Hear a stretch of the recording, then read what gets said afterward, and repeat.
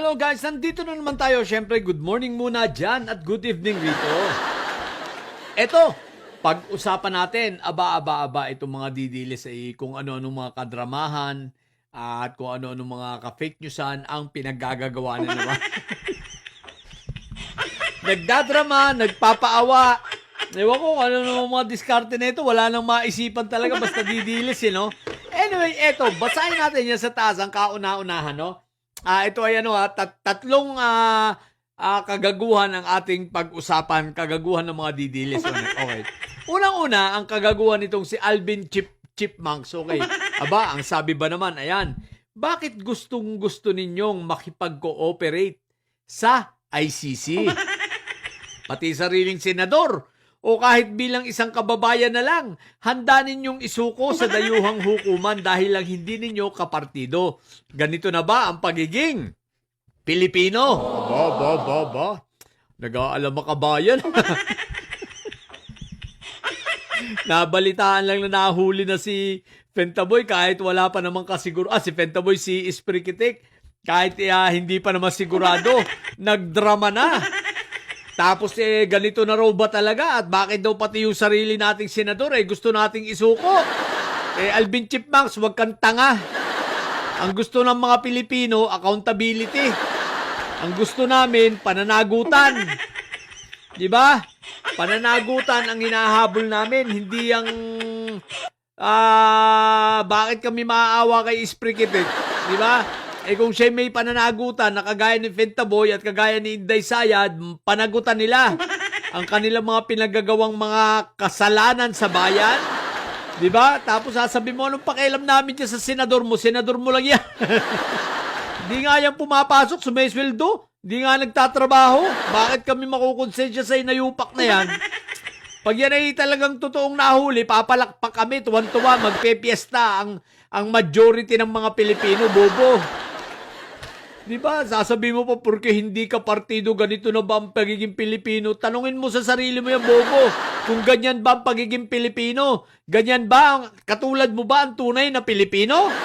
Na umaayon sa kasamaan, umaayon sa korupsyon, ipinagtatanggol ang pumapatay ng tao, umaarkila ng hard killer, di ba? At higit sa lahat, ipinagtatanggol ang vice-presidente na walang ginagawa, kumukuha lang ng sweldo. Maging ang senador na ito na walang ginagawa, kumukuha lang ng sweldo. Kaya wag kang tanga, Alvin Chipmunks. Nagdadrama ka na ng mga hinayupa ka. Okay, next. Tingnan natin kung ano naman itong kasunod na kadrama na sa pandidilis. Let's go.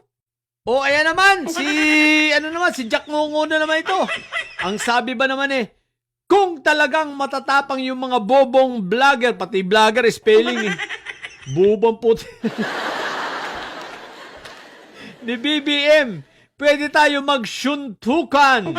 Banateros versus bobong vlogger ni BBM. Ha. Alam mo, Jack Ngongo, unang-una, walang papatol sa'yo kasi lugi. Ikaw, basag na ang nguso mo. Yung kakalabanin mo, mga hindi pa, buong-buo pa. Walang papatol sa'yo basag na yung nguso mo. Inayo pa kayo, di ba? Bakit ka papatulang kung basag na yung uso mo? Kaya lugi kayo, lalaban ba kayo rito kay Nyernyak? Tingnan nyo naman, sabi nga sa Bisaya, alkanse.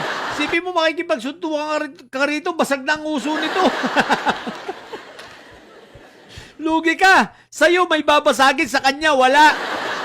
Diba? Kaya huwag kang tanga, Nyernyak.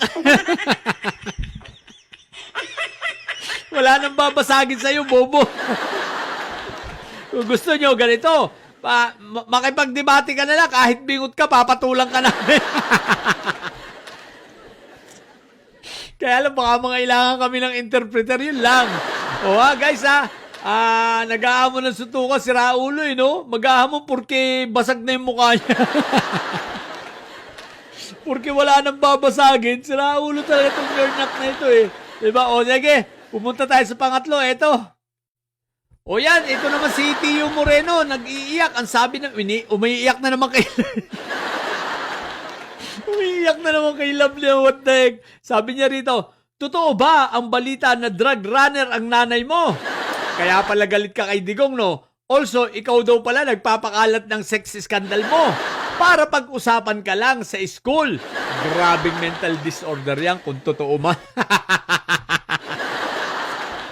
Tiyo Moreno, alam mo, kilalang kilala ka na namin.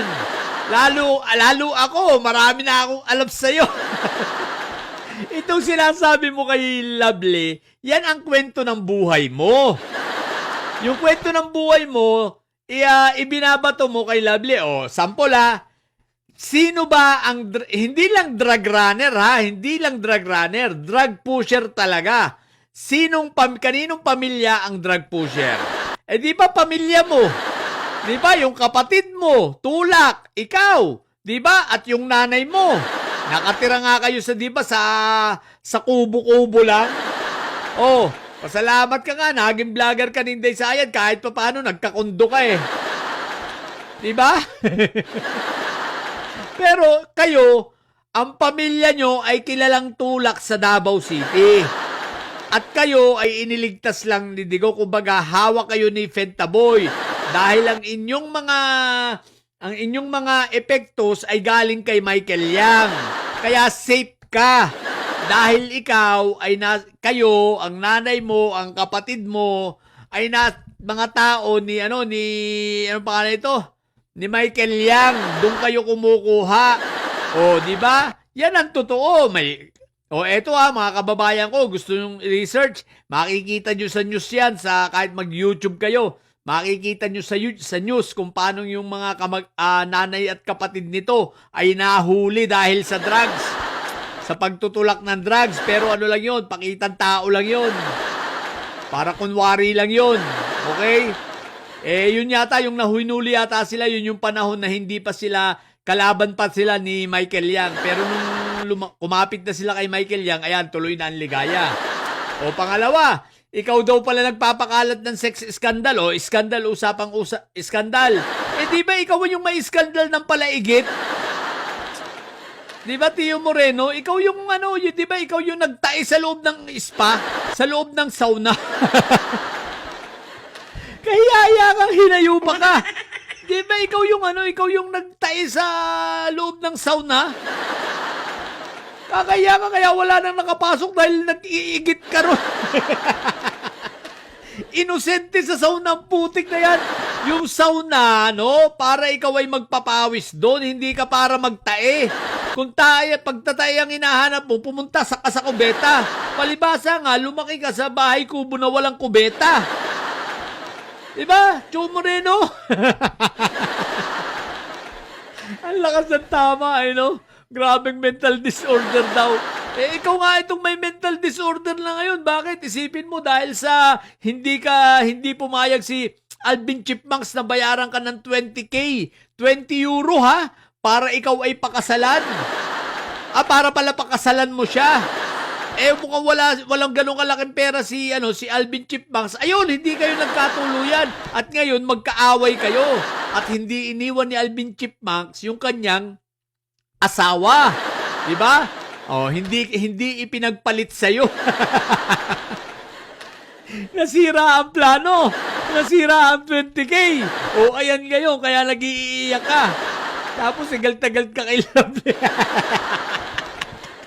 Puro chismis. Ibabato kung ano yung buhay niya. Putik na to si Tio Moreno palaigit. Mag-iigit ka na lang, Tio Moreno. May papalit-palit ka pa, may pachocho ka pa. Pag-aalata, scammer ang putik na ito. So, yun lang muna. So, 3 mga siraulo. So, mga bobot, titili siya na kagaya nitong 3 ito.